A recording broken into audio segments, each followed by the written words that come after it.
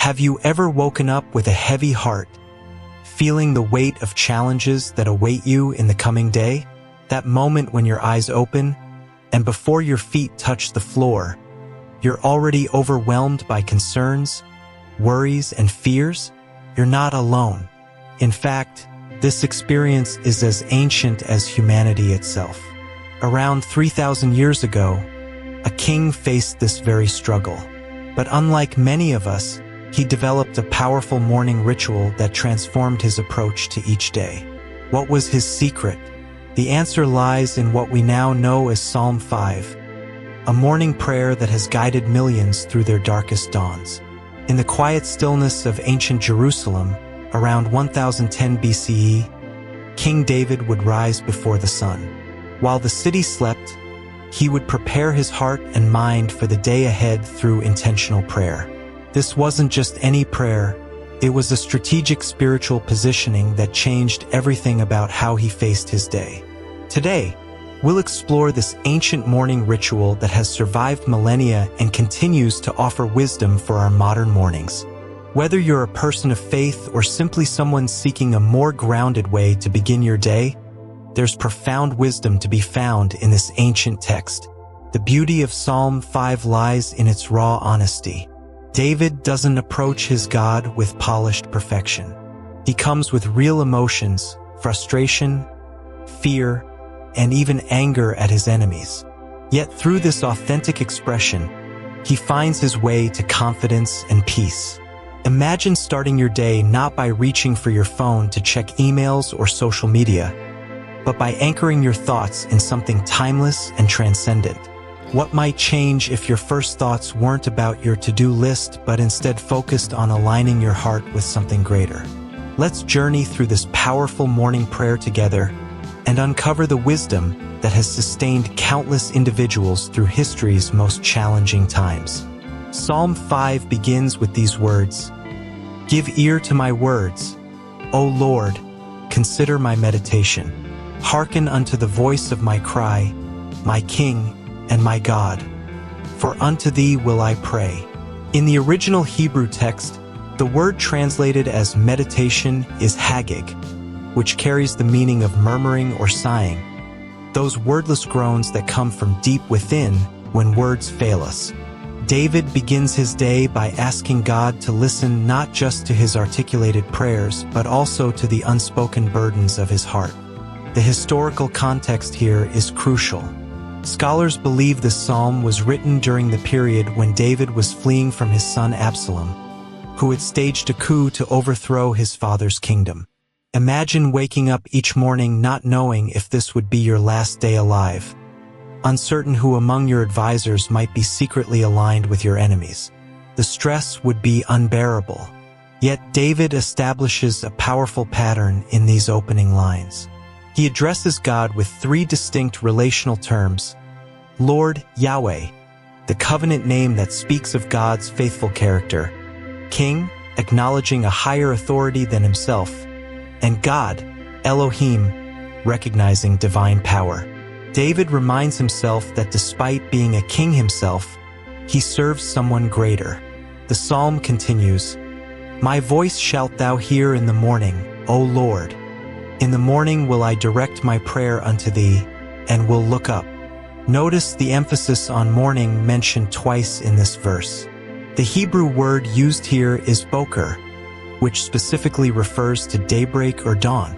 David prioritized prayer as his first activity of the day, before the distractions and demands could cloud his perspective. There's profound psychological wisdom in this approach. Modern neuroscience confirms that our minds are most receptive and malleable in the early morning hours. The choices we make and the thoughts we entertain during this time disproportionately influence our entire day. By consciously directing his first thoughts toward prayer, David was literally rewiring his brain to approach the day's challenges from a position of spiritual groundedness. The phrase, "I will direct my prayer," uses military language in the original text. The Hebrew word arak was used to describe the strategic arrangement of troops before battle. David wasn't engaging in casual, unfocused morning meditation. He was deliberately organizing his thoughts and petitions like a general arranging his forces, with purpose, strategy, and clear intent. And then comes that beautiful phrase, "and will look up." After laying out his concerns, David adopts a posture of expectant waiting. He doesn't just dump his worries and rush off to his royal duties. He pauses, looks up, and waits for divine guidance. In our modern context, this might be the hardest part of the prayer to practice. We're conditioned for immediate responses and quick solutions. The idea of presenting our concerns and then pausing to look up with expectant patience feels foreign in our hurried world. Yet this waiting posture might be the most transformative element of the entire prayer. As the psalm continues, David makes a profound declaration about God's character. "For thou art not a God that hath pleasure in wickedness, neither shall evil dwell with thee." This statement serves as the foundation for everything that follows. David anchors his mourning in this fundamental truth. The God he serves stands in opposition to evil and injustice. In a world where power often seemed arbitrary and moral boundaries blurry, David asserts that there is a moral center to the universe, that goodness and righteousness are not merely human constructs but reflect the very nature of the divine. During David's time, many surrounding cultures worshipped gods who were themselves capricious, immoral, and often delighted in human suffering. In sharp contrast, David proclaims his allegiance to a God defined by moral perfection. He continues, "The foolish shall not stand in thy sight. Thou hatest all workers of iniquity. Thou shalt destroy them that speak falsehood. The Lord will abhor the bloody and deceitful man." These verses have sometimes troubled modern readers who prefer to focus exclusively on divine love and mercy. Yet David's morning prayer reminds us that genuine love includes righteous opposition to that which destroys and corrupts. Just as a loving parent stands firmly against influences that would harm their child, David takes comfort in knowing that God actively opposes forces of destruction and deceit. The historical reality of David's situation makes these words more understandable. He faced genuine enemies who sought not just political advantage but his very life. In such contexts, the promise of divine justice wasn't abstract theology, it was essential hope for survival. Then comes the beautiful contrast. "But as for me, I will come into thy house in the multitude of thy mercy, and in thy fear will I worship toward thy holy temple." Despite being pursued and threatened, David doesn't mirror the character of his enemies. Instead, he chooses a path of worship and reverence. The phrase, "in the multitude of thy mercy," paints a picture of David entering God's presence completely enveloped in divine compassion, covered, surrounded, and upheld by mercy. During this period, the temple in Jerusalem had not yet been built. That would come later under Solomon's reign. The holy temple referenced here likely refers to the tabernacle, the portable sanctuary that housed the Ark of the Covenant, symbolizing God's presence among his people.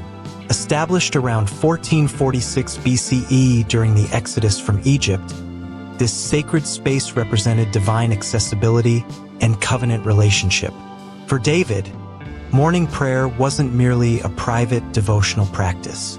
It connected him to the larger story of his people and their covenant relationship with God. When he oriented himself toward the tabernacle each morning, he was physically aligning himself with this greater narrative of divine faithfulness through history. Next, David makes a request that speaks to his immediate circumstances.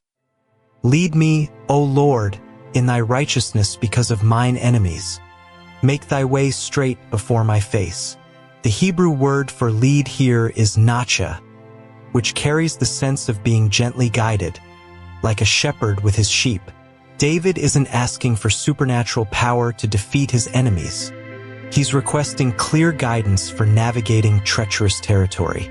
As king, David faced complex political situations where discerning the right path forward wasn't always obvious. False advisors, Hidden agendas and manipulation were daily realities in ancient royal courts. His prayer for a straight way reflects his desire for moral clarity in murky circumstances. David then offers a scathing assessment of his adversaries. For there is no faithfulness in their mouth. Their inward part is very wickedness. Their throat is an open sepulchre. They flatter with their tongue. The vivid imagery here, comparing someone's throat to an open grave, powerfully conveys how destructive dishonest speech can be. In ancient Hebrew culture, an open grave was not just unpleasant but ritually defiling.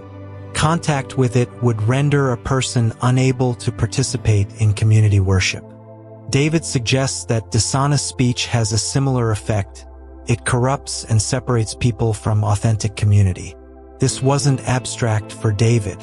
During Absalom's rebellion, chronicled in 2 Samuel chapters 15 to 18 around 980 BCE, his son had systematically undermined him through flattery and false promises to the people.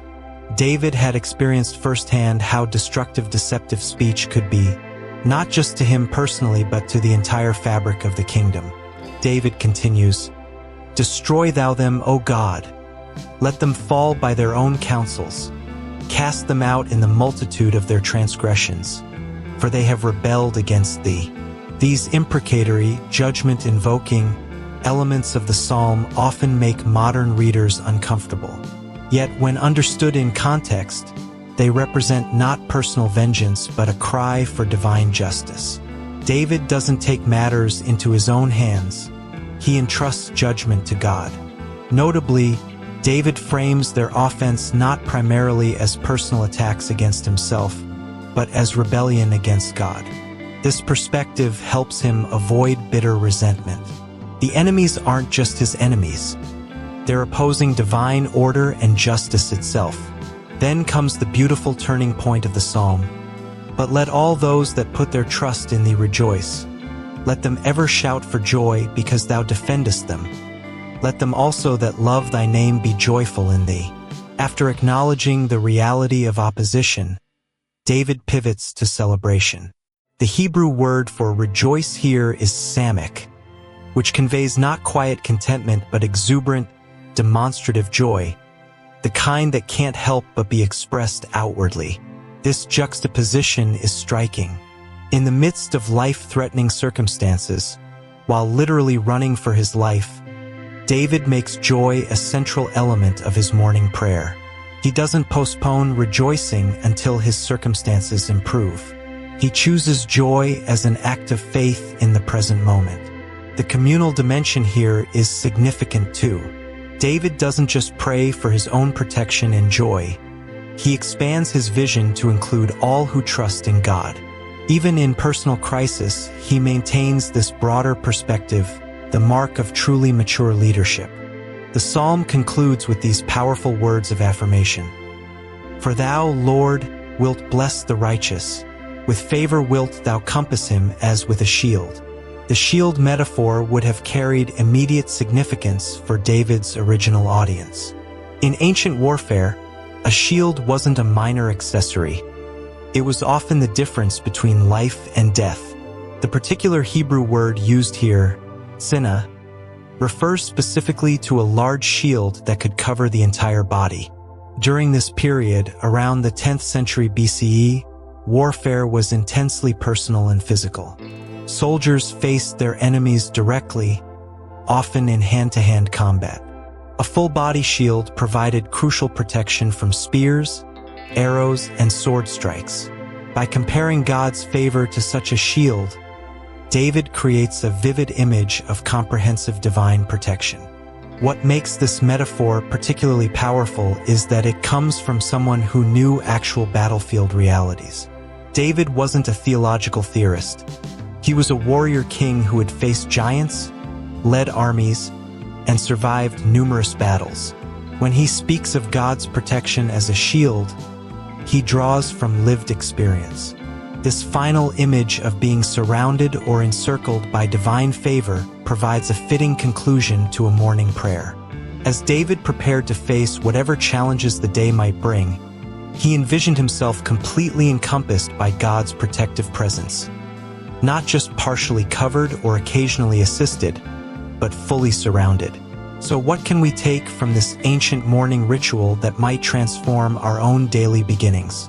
First, there's the power of intentional morning orientation.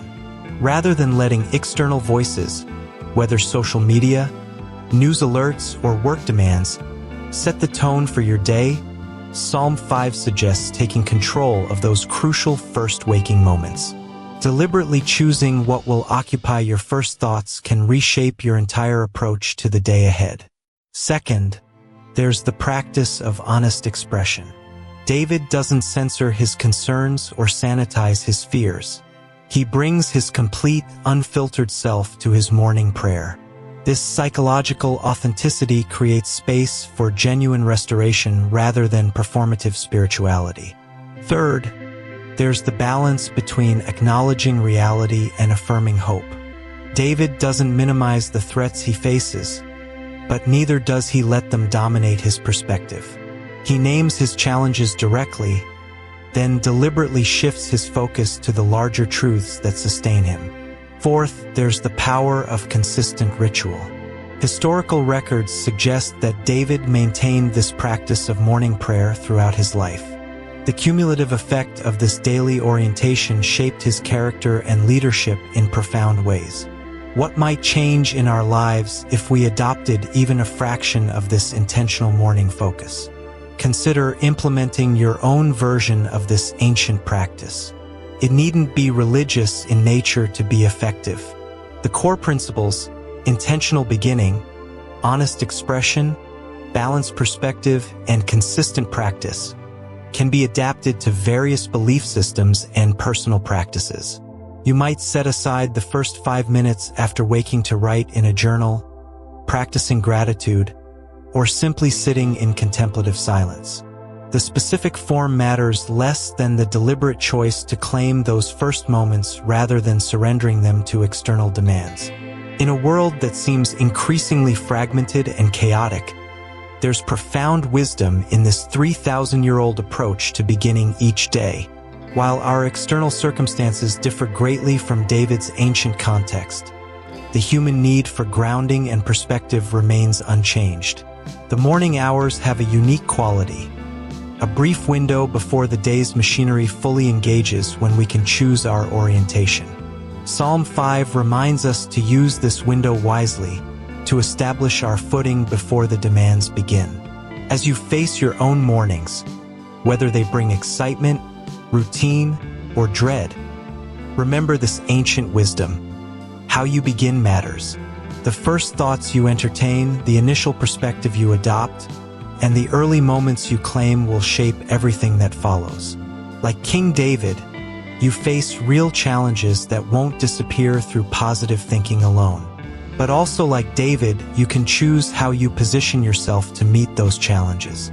Will you begin reactive and unprepared, or centered and grounded? The choice, as it was 3 millennia ago, remains yours. As the morning light fully dawns, we're reminded of the opportunity each new day presents. Not an opportunity to escape our challenges, but to face them from a place of internal clarity and strength. The wisdom of Psalm 5 isn't that it makes our problems disappear. It's that it helps us approach them differently. In the words of the ancient king who penned this prayer, "My voice you shall hear in the morning, O Lord. In the morning I will direct my prayer to you, and I will look up."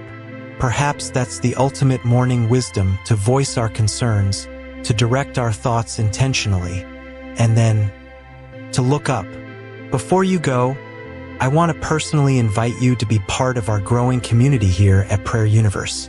If this video touched your heart or brought you peace, take a moment to hit that subscribe button and turn on notifications so you never miss a prayer or message that can uplift your spirit. But most importantly, I'd love to hear from you. In the comments below, share just one word or phrase of motivation that this video inspired in you. Whether it's hope, gratitude, peace, or something else. Your words matter deeply to us because they help guide the content we create for this channel. Together, let's build a space filled with faith, encouragement, and connection. Thank you for being here, and remember, every prayer counts. See you in the next one.